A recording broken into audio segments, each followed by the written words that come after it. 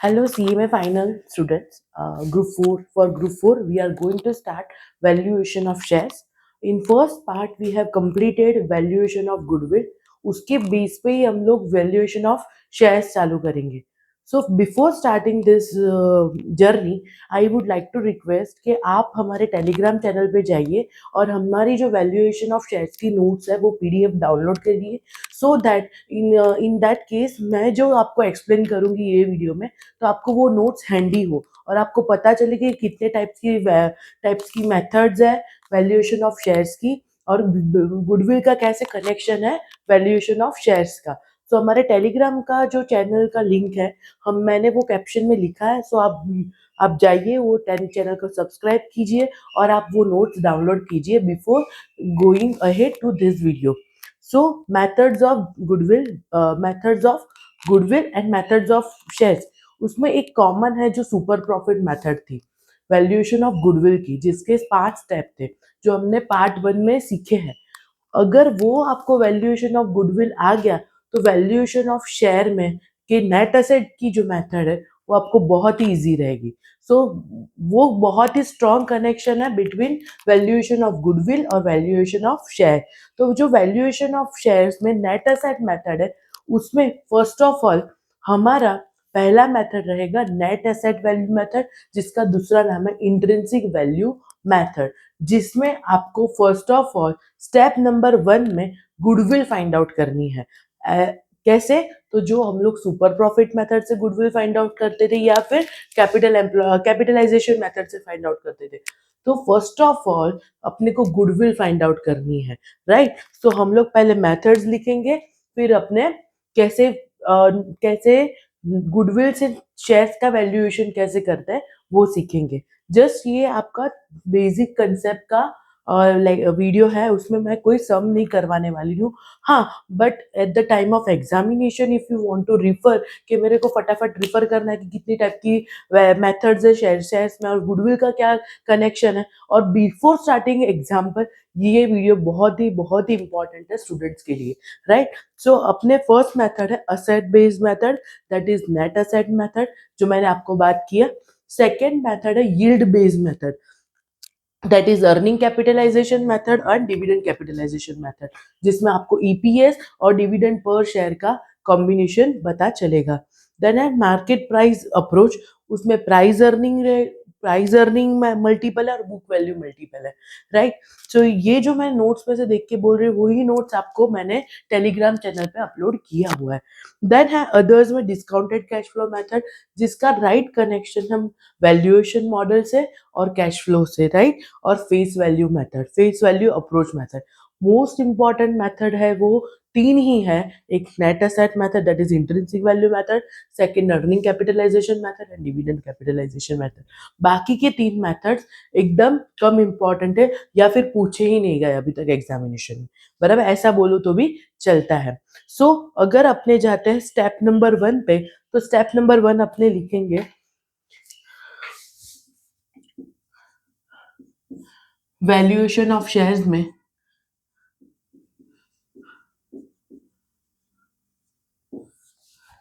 क्या लिखेंगे? Determine net asset.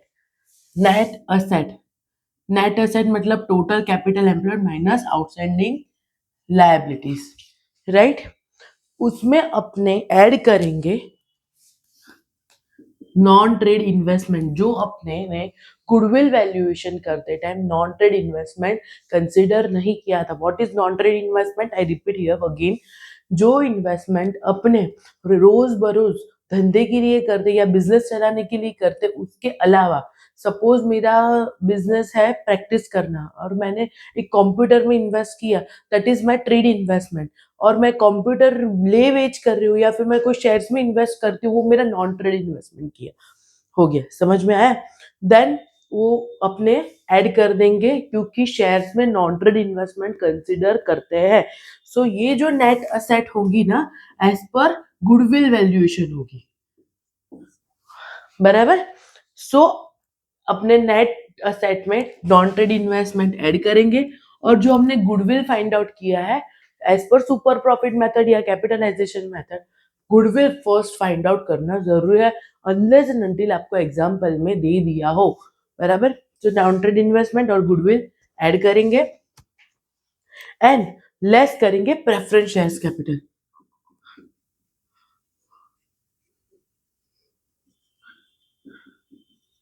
और लेस और करेंगे उसका प्रपोज डिविडेंड। ये हो गया मेरा step number 1, net asset available to equity share holder. अभी मैं उसको डिटेल में लिखूंगी, net asset available to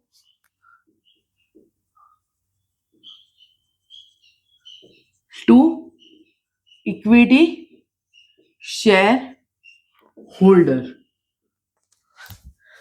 second अपने स्टार्ट करेंगे एक्स डिविडेंड और कम डिविडेंड का प्रॉब्लम। अगर एक्स डिविडेंड और कम डिविडेंड में, जैसे मैंने, अगर एक्स डिविडेंड मतलब क्या, एक्सक्लूडिंग डिविडेंड, और कम डिविडेंड मतलब इंक्लूडिंग डिविडेंड।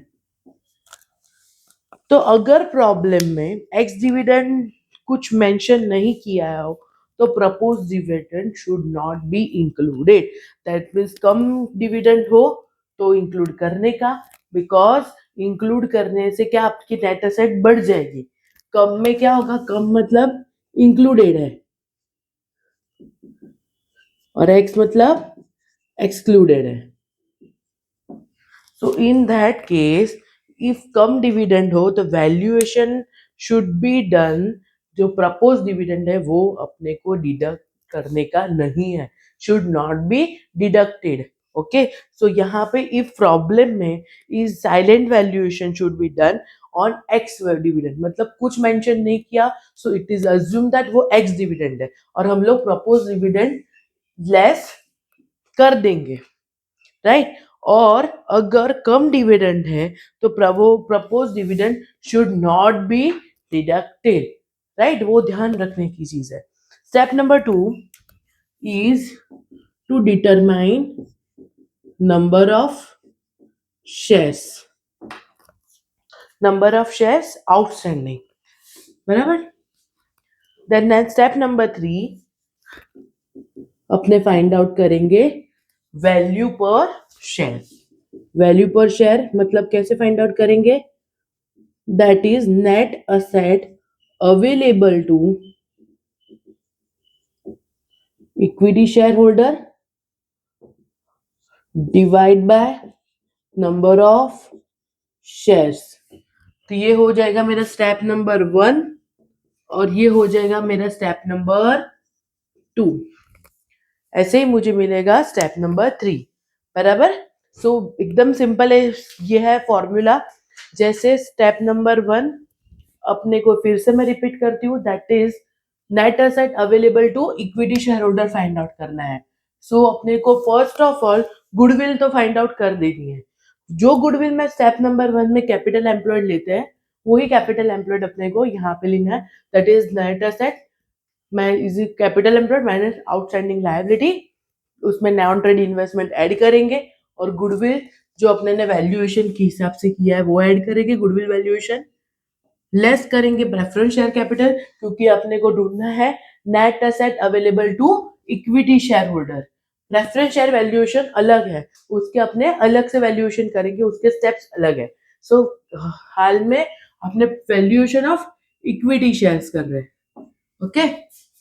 लेस करेंगे प्रपोज डिविडेंड, उसमें ध्यान रखना है कि कम डिविडेंड है या एक्स डिविडेंड। अगर कम डिविडेंड है तो वो डिडक्ट नहीं करना है प्रपोज डिविडेंड, और एक्स डिविडेंड है तो डिडक्ट करना है। अगर एग्जांपल में कुछ मेंशन नहीं किया हो तो it is assume that it is ex dividend and we have to deduct propose dividend. Then step number 2 is number of shares outstanding. जितने भी टाइप की फेस वैल्यू के शेयर्स कंपनी ने इश्यू किए हो वो अपने को काउंट करना है नंबर ऑफ शेयर्स में जो आउटस्टैंडिंग हो। मतलब आउटस्टैंडिंग का मतलब सपोज 10 की फेस वैल्यू है, 5 कंपनी ने इश्यू कर दी है, 5 आउटस्टैंडिंग, तो 5 क्या हो गया मेरा, तो 5 की वैल्यू का जो जितने शेयर्स होंगे वो नंबर ऑफ शेयर्स अपने को कंसिडर करना है यहाँ पे। और वैल्यू पर शेयर मतलब net asset available to equity share holder और divide by number of shares, तो ये मिलेगी NAV पर share.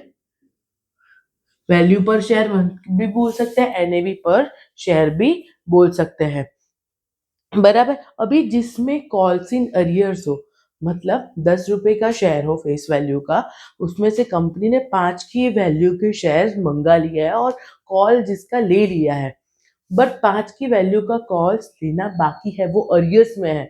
So in that case जो कॉल्स इन अरियर्स की वैल्यू है वो आपको ऐड करना है, किस में, तो नेट असेट में, right. So add amount of calls in arrears as part of net asset, तो इसमें मैं कॉल्स इन एरियर्स वो तो ऐड करूंगी। सो अपने को वो एग्जांपल में देख ही देना है, लेकिन देखना ही है कि वो है कि नहीं, कितने टाइप के शेयर्स है, बराबर। Value per share arrive represent the value off fully paid up share, मतलब अपने को एक ध्यान रखना है, जो अपने को वैल्यू पर शेयर डिराइव करना है वो फुल्ली पेड अप शेयर्स की value. What is fully paid up? Fully paid up का मतलब है जो मेरा 10 रुपए का फेस वैल्यू की शेयर हो, 10 की वैल्यू के मुझे वैल्यूएशन निकालने हैं, जिसमें इसलिए मैं यहाँ पे क्या करूंगी, कॉल्स इन अरियर्स ऐड कर दूंगी, तो बाकी का जो अमाउंट पार्ट बाकी है अरियर्स वाला पार्ट, वो यहाँ पे नेट असेट में इंक्लूड हो जाएगा, मतलब मेरी रिकवरी ऐड हो जाएगी। सो मेरे को जो नेट असेट मिलेगी वो इंक्लूडिंग कॉल्स इन एरियर्स मिलेगी, तो वो फुल्ली पेड अप शेयर का हो जाएगा। पार्टली पेड को अपने को फुल्ली पेड अप शेयर्स में कन्वर्ट करना है by adding calls in arrears amount in the net asset. Then value of partly paid up shares कैसे करेंगे, जो आपके फुल्ली पेड अप शेयर मिली है एज पर स्टेप नंबर 3, तो अगर मेरे को valuation partly paid up shares का करना है तो कैसे करेंगे, जो अपने को स्टेप नंबर 3 में वैल्यू पर शेयर मिली, value per share as per step number 3 minus जो मेरा calls in arrears per share है वो लेस कर देंगे, calls in arrears per share अपने लेस कर देंगे, तो ये हो गया valuation of per share value of equity, right.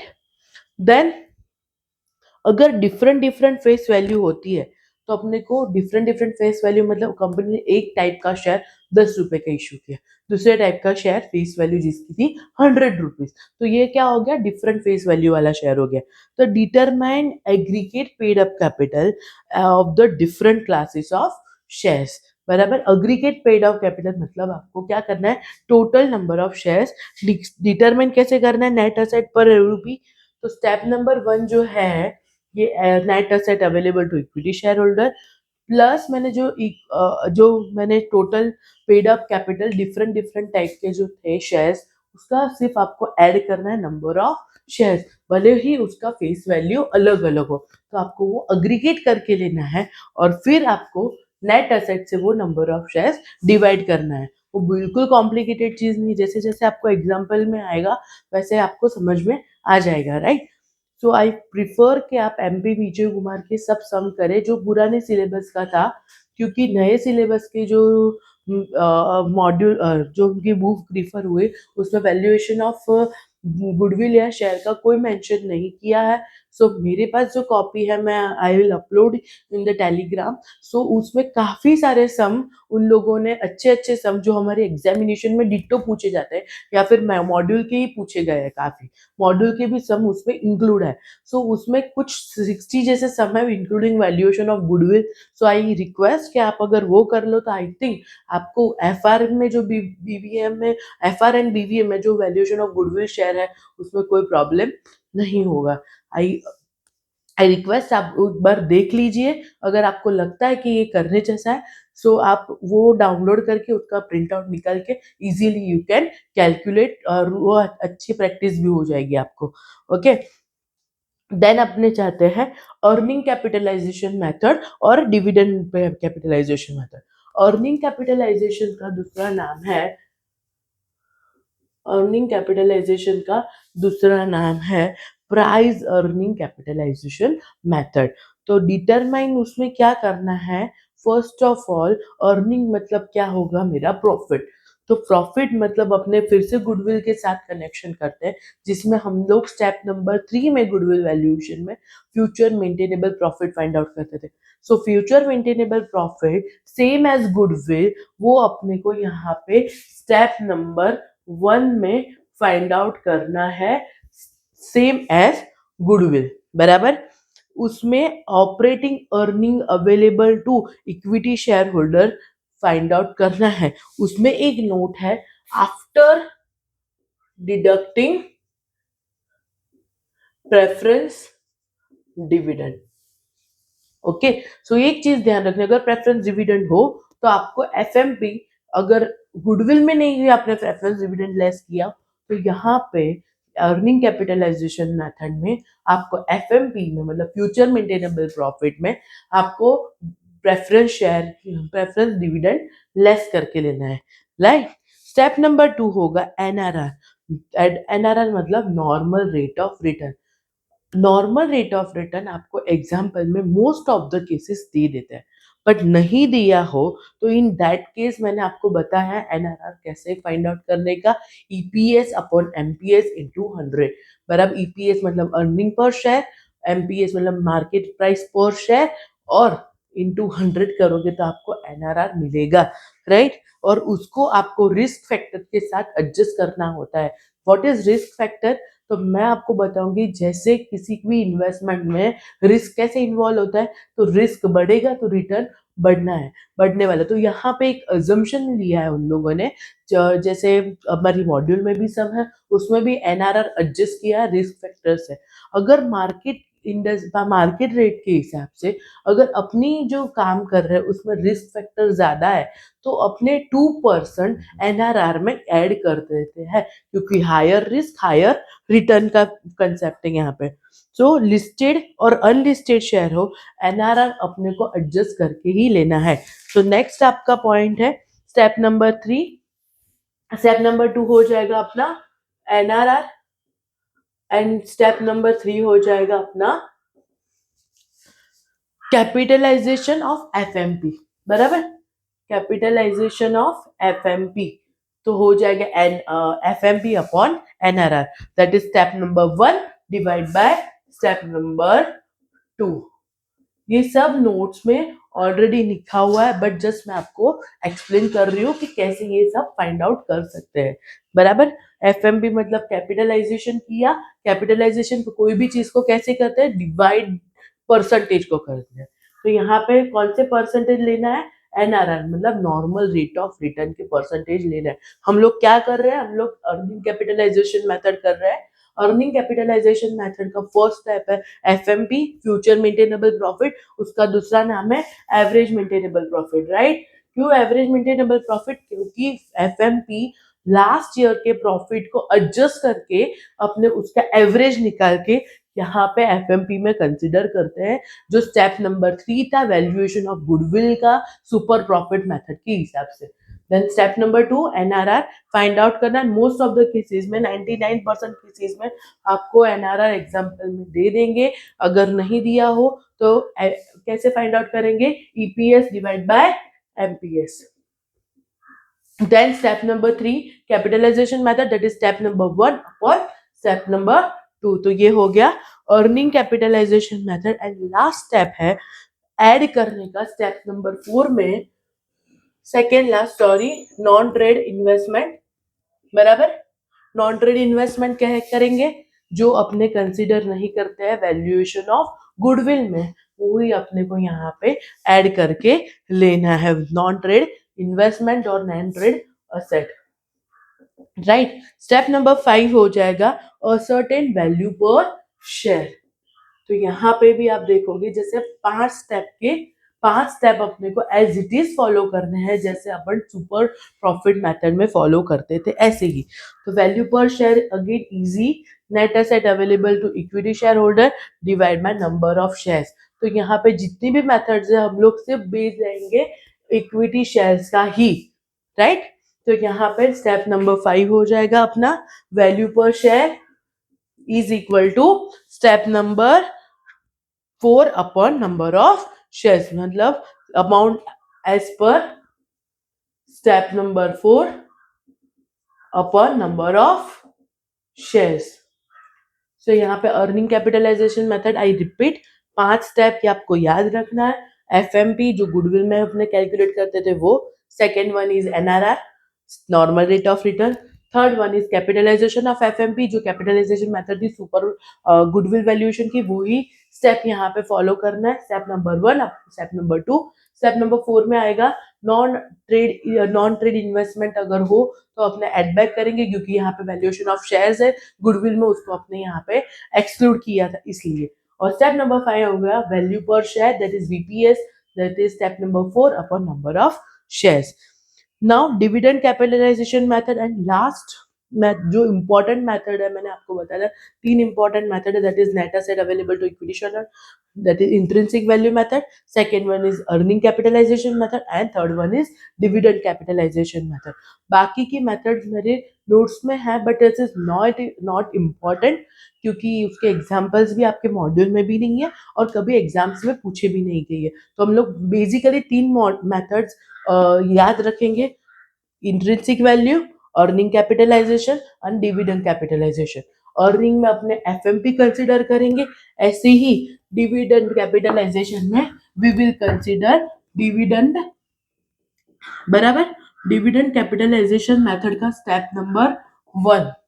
Step number 1 ही क्या करेंगे, a certain equity dividend per share, that is equity dividend, EPS, earning per share नहीं, equity dividend.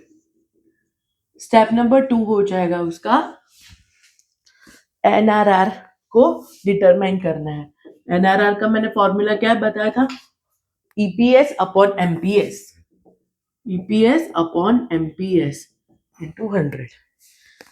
And dividend yield में क्या करेंगे, डिविडेंड यील्ड मतलब DPS upon market price, dividend per share और market price, right. ये consider करेंगे. Then last आपका step number 3 आ जाएगा value per share. Dividend per share आपको एग्जांपल में दे देंगे. अर्निंग के लिए इंफॉर्मेशन, ईपीएस का फॉर्मूला क्या हो जाएगा, PAT upon number of shares.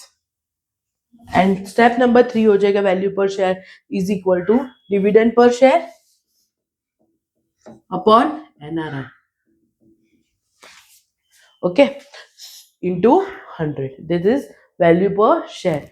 So I repeat, dividend capitalization method, earning में अपने प्रॉफिट कंसिडर करेंगे, डिविडेंड कैपिटलाइजेशन मेथड में डिविडेंड कंसिडर करेंगे.